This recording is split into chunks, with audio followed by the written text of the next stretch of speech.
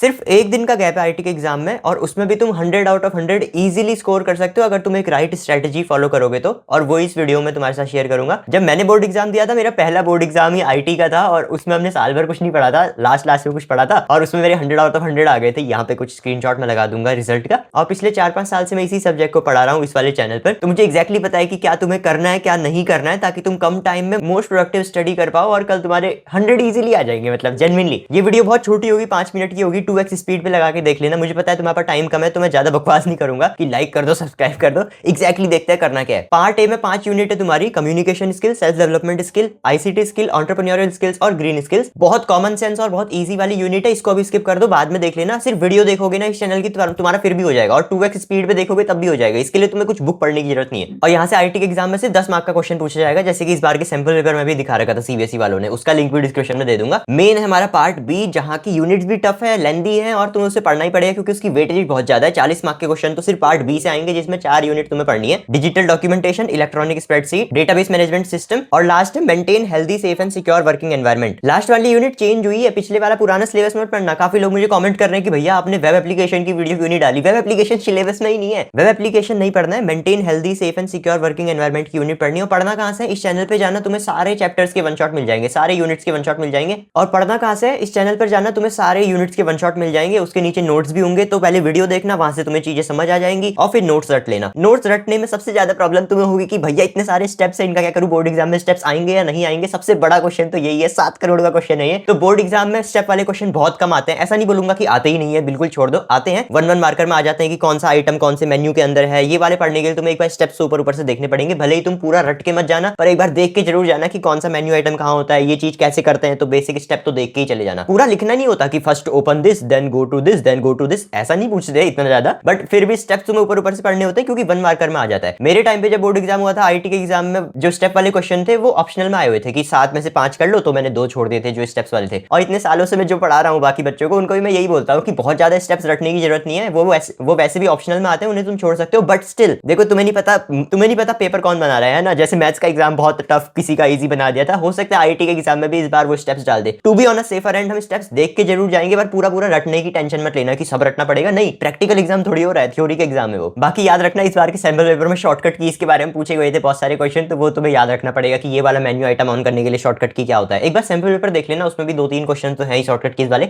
बाकी shortcut keys की मैं तुम्हें एक पीडीएफ बना के दे दूंगा डिस्क्रिप्शन में, तो उसको तुम रट लेना वहां से। 1 मार्कर में आता है, इसलिए बता रहा हूं यार। तुम्हें मैंने इतनी सारी चीजें बता दी, मैं तुम्हें बस सिंपल करके बता देता हूं करना क्या। इस वीडियो के बाद बहुत सारी स्ट्रेटेजी वीडियो देखने की जरूरत नहीं, क्योंकि स्ट्रेटेजी वीडियो देख के मार्क्स नहीं आएंगे, तुम्हें पढ़ना पड़ेगा। पढ़ना कहां से है? इस चैनल पर एक 3 घंटे 49 मिनट्स के अराउंड की एक वन शॉट होगी, बस उसको देख लेना। उसके नीचे उसके नोट्स की लिंक होगी, उसको रट लेना। स्टेप्स वाला थोड़ा लीव कर लेना, क्योंकि बहुत टाइम नहीं है ना तुम्हारे पास कि तुम सारे के सारे स्टेप्स अभी रटने बैठो। तो ऊपर से देख के आगे बढ़ते रहना, ठीक है। उसके बाद शॉर्टकट कीज वाली पीडीएफ होगी, उसको रट लेना। अगर तुम्हारे पास बिल्कुल ही टाइम नहीं है, ये वीडियो ही तुम बाद में देख रहे हो, मान लो कल एग्जाम है, तुम्हारे पास 2-3 घंटे बचे हुए, तो तुम 41 पेजेस वाले कंसाइज नोट्स की ई बुक उठाना डिस्क्रिप्शन से, बस उसको रट के चल जाना, तुम्हारा हो जाएगा। पिछली बार भी जिन्होंने भी वो ई बुक फॉलो करी थी ना लास्ट टाइम पे, 41 पेजेस में इंपॉर्टेंट टॉपिक्स के डिस्क्रिप्शन लिखे हुए कि ये आता है, इसको रट लो, हो जाएगा। तो 40 पेजेस तो तुम रट सकते हो, मतलब इतने टाइम में, 3 घंटे में। बड़ा इजी है यार। मतलब अगर तुम वर्ड बाय वर्ड भी नहीं लिख रहे हो ना, पर तुम्हें पता है तुम क्या लिख रहे हो, तब भी मार्क्स मिल जाएंगे। एकदम ही स्पेसिफिक होने की जरूरत नहीं है, बस तुम पढ़ के चल जाओ कि हो क्या रहा है यहाँ पे, और अच्छी अंग्रेजी में लिख के आना है। ऐसे कुछ नहीं, कुछ भी कहानी लिख रहे हो, अच्छा तो तुम्हें लिखना ही पड़ेगा। बाकी आंसर प्रेजेंटेशन वाली वीडियोस तो तुमने देखी ही होगी ना यार, कोई ना कोई तो बना ही देता है। शोभित निर्माण बनाता था पहले से, पर देख लेना कोई ना कोई तो बना ही रहा होगा इस प्रेजेंटेशन कैसे करनी है आंसर्स की करके। तो वो देख लेना कि कैसे लिखना होता है, अच्छे से, थोड़ा अच्छे से लिखना होता है जेन्युइनली। अगर तुम्हें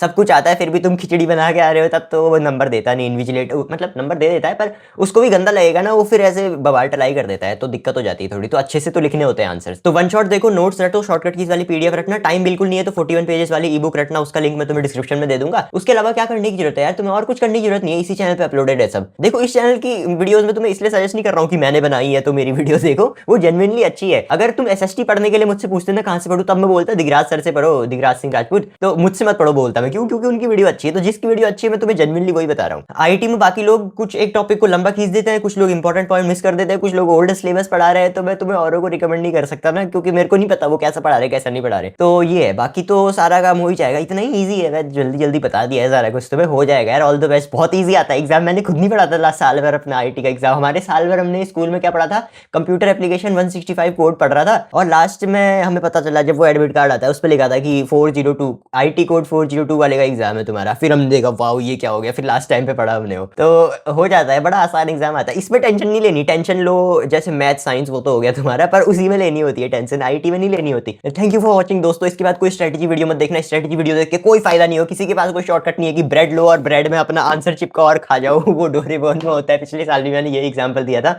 तो तुम्हें मेहनत तो करनी पड़ेगी, वन शॉट देखना पड़ेगा और कोई शॉर्टकट नहीं है। इसके बाद सीधे वन शॉट देखने वाली वीडियो पे चल जाना, मैं कमेंट में पिन कर दूंगा वो वाला लिंक, ठीक है, और कुछ भी नहीं देखना है तुम्हें और उसके अलावा।